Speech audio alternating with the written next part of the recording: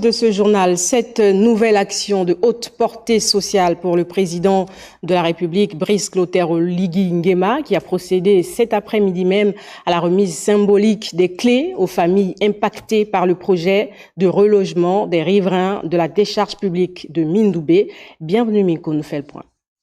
10, c'est le nombre de familles de conditions sociales précaires impactées par ce projet de relogement. Ici à la décharge publique de Mindoubé, le président de la transition en personne est arrivé, clé en main, remettre les logements à chacun des heureux bénéficiaires. J'ai mes plantations, je n'ai pas des enfants qui travaillent, ils sont encore des étudiants, mais c'est avec mes mains qu'ils ont eu ces bagues-là. Je fais tout avec mes mains, je n'ai pas de mari, je n'ai pas de travail. C'est tout ce que je peux dire. Alors, d'accord. Ça va. C'est tout ce que je peux dire. Bon. Cette initiative de haute portée sociale est la marque même de la vision du président de la transition pour la lutte contre la précarité en République gabonaise. J'engage moi-même à demander à la CIE de payer une deuxième maison. Au lieu de vous donner une maison, ils en ont donné une, je veux payer encore la deuxième maison. Vous aurez la deuxième maison avec les 15 millions. Je pense que ça, on est dans l'équité. On est dans l'équité. Il n'y a pas meilleure offre que ça.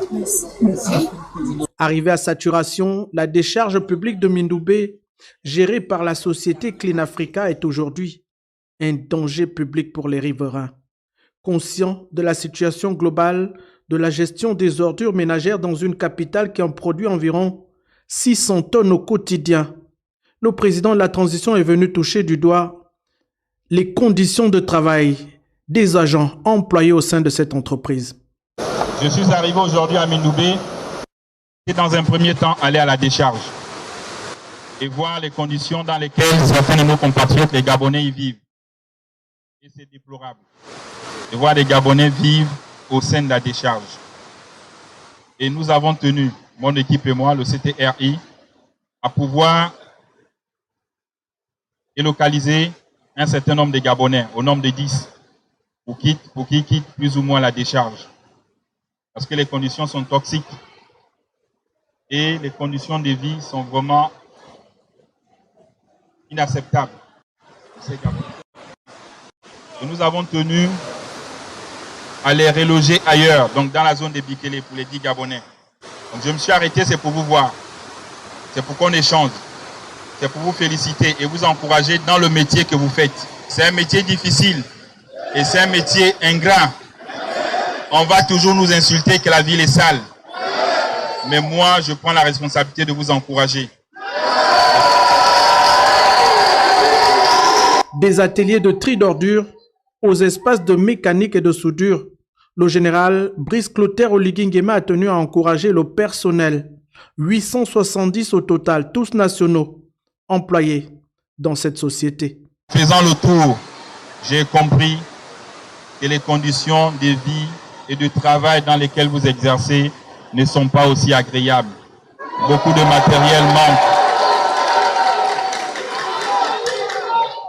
Et nous allons remédier. C'est pour cela que nous avons fait ce 30 août.